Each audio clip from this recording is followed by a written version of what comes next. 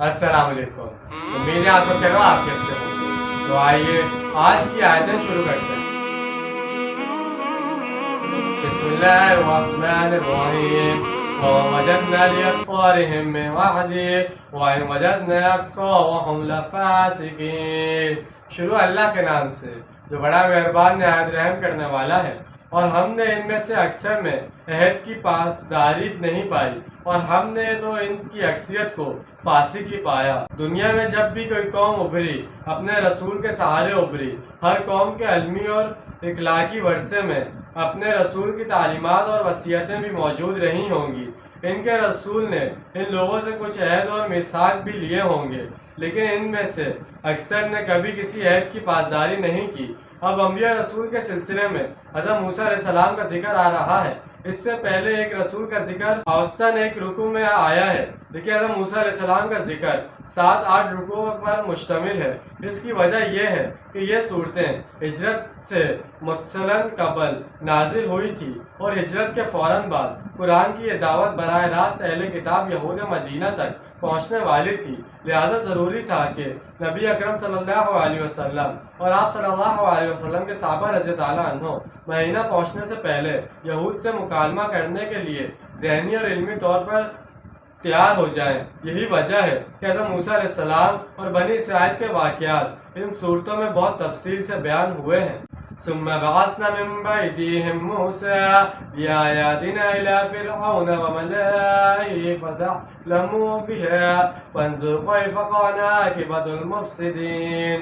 फिर हमने भेजा इनके बाद मूसा अलैहिस्सलाम को अपनी निशानियों के साथ फिरौन और इसके सरदारों की तरफ, तो इन्होंने इन निशानियों के साथ जुल्म किया। तो देख लो कैसा अंजाम हुआ फसाद करने वालों का। अब तक जिन 5 कौमों का जिक्र हुआ है वो जजीरा नुमा अरब ही के मुख्तलिफ इलाकों में बसी हुई थी, लेकिन अब हज़रत मूसा अलैहिस्सलाम के हवाले से बनी इसराइल का जिक्र होगा जो मिस्र के बासी थे। मिस्र बरे आज़म अफ्रीका के शुमाल मशरक़ी कोने में वाक़े है। इस किस्से में सिराय सीना का भी जिक्र आएगा जो मसलक शक्ल में एक जजीरा नुमा है जो मिस्र और फ़लस्तीन के दरमियान वाक़े है। मिस्र में इस वक्त फ़िरआनिया फ़िरौन की जमा की हुकूमत थी। जिस तरह इराक के कदीम बादशाह नमरूद कहलाते थे, इसी तरह मिस्र में इस दौर के बादशाह को फ़िरौन कहा जाता था। चुनांचे जब मूसा अलैहिस्सलाम को बराह रास्त अपने वक्त के बादशाह फ़िरौन के पास भेजा गया था, यानी हमारी निशानियों का इनकार करके इनकी हक तलफी की और इन्हें जादूगरी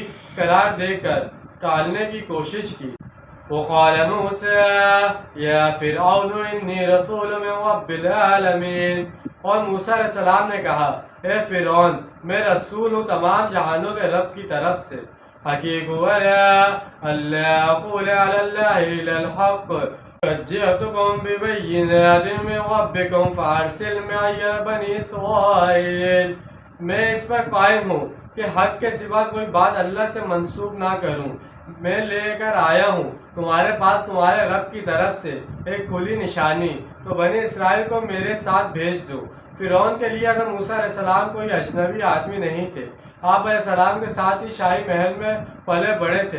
हज़रत मूसा अलैहिस्सलाम की पैदाइश के वक्त जो फ़िरौन बरसा इक़्तिदार था वो इस फ़िरौन का बाप था और इसी ने हज़रत मूसा अलैहिस्सलाम को बचपन में बचाया था। हज़रत मूसा अलैहिस्सलाम की वालिदा ने हज़रत आप अलैहिस्सलाम को एक संदूक में बंद करके दरियाए नील में डाल दिया था। वो संदूक फ़िरौन के महल के पास साहिल पर आ गया था और महल के मुलाज़िमीन ने इसे उठा लिया था। फ़िरौन को पता चला तो इसराइली बच्चा समझकर आप अलैहिस्सलाम के कत्ल के दरपा हुआ, मगर इसकी बीवी ने इसे ये कहकर बाज रखा कि हम इसको अपना बेटा बना लेंगे, यह हमारे लिए आंखों की ठंडक होगा, क्योंकि इस वक्त तक इनके यहाँ कोई औलाद नहीं थी। चुनांचे इसने हज़रत मूसा अलैहिस्सलाम को अपना बेटा बना लिया। बाद में इसके यहाँ भी एक बेटा पैदा हुआ। हज़रत मूसा अलैहिस्सलाम और फ़िरौन का बेटा तकरीबन हम उम्र थे। वो दोनों इकट्ठे महल में पले बड़े थे और इनके दरमियान हकीकी भाइयों जैसी मोहब्बत थी, लेकिन हज़रत मूसा अलैहिस्सलाम की हैसियत बड़े भाई की थी। जब बड़ा फ़िरौन बूढ़ा हो गया तो इसने अपनी ज़िंदगी में ही इक़्तिदार अपने बेटे के सुपुर्द कर दिया था। चुनांचे जिस फ़िरौन के दरबार में हज़रत मूसा अलैहिस्सलाम ने अपनी नबूवत का दावा किया, ये वही था जिसके साथ हज़रत मूसा अलैहिस्सलाम शाही महल में पड़े बड़े थे। अभी कुछ ही बरस पहले आप अलैहिस्सलाम यहाँ से मदियन गए थे اور پھر مدین سے واپس آ رہے تھے تو آپ علیہ السلام کو نبوت اور رسالت ملی۔ اس کی پوری تفصیل آگے جا کر سورہ طٰہٰ اور سورہ قصص میں آئے گی۔ اس پس منظر میں فرعون کے ساتھ آپ علیہ السلام کا بات کرنے کا انداز بھی کسی عام آدمی جیسا نہیں تھا۔ آپ علیہ السلام نے بڑے واضح اور بے باک انداز میں فرعون کو مخاطب کر کے فرمایا کہ دیکھو، میرا یہ منصب نہیں اور یہ بات میرے شایان شان نہیں کہ میں تم سے کوئی لایانی اور جھوٹی بات کروں۔ بنی اسرائیل حضرت یوسف علیہ السلام کی وساطت سے فلسطین سے آ کر مصر میں اس وقت آباد ہوئے تھے جب یہاں ایک عربی نسل خاندان کی حکومت تھی۔ اس خاندان کے بادشاہ چرواہا ہے بادشاہ ہیکوس کنگز کہلاتے تھے۔ ان کے دور حکومت میں حضرت یوسف علیہ السلام کے احترام کی وجہ سے بنی اسرائیل کو معاشرے میں ایک خصوصی مقام حاصل رہا اور وہ صدیوں تک عیش و عشرت کی زندگی گزارتے رہے۔ اس کے بعد کسی دور میں مصر کے انداز قوم پرست عناصر کے زیر اثر انقلاب آیا۔ اس انقلاب کے نتیجے میں حکمران خاندان کو ملک بدر کر دیا گیا اور یہاں قبطی قوم کی حکومت قائم ہو گئی۔ یہ لوگ مصر کے اصل باشندے تھے۔ بنی اسرائیل کے لیے یہ تبدیلی بڑی منحوس ثابت ہوئی۔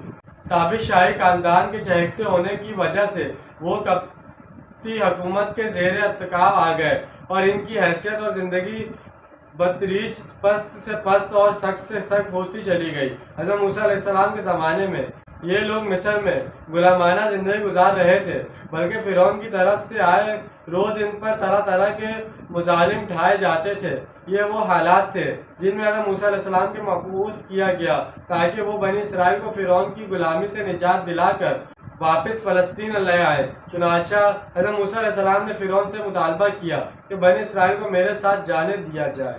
جیسے کہ آج ہم نے چند آیتوں کا ترجمہ اور تفصیل بیان کی ہے۔ امید ہے آپ کو سمجھ میں آئے گا اور پسند آیا ہوگا۔ ملتے ہیں اگلی ویڈیو میں، اپنا ڈھیر سارا خیال رکھیے گا۔ جب تک کے لیے اللہ حافظ، فی امان اللہ۔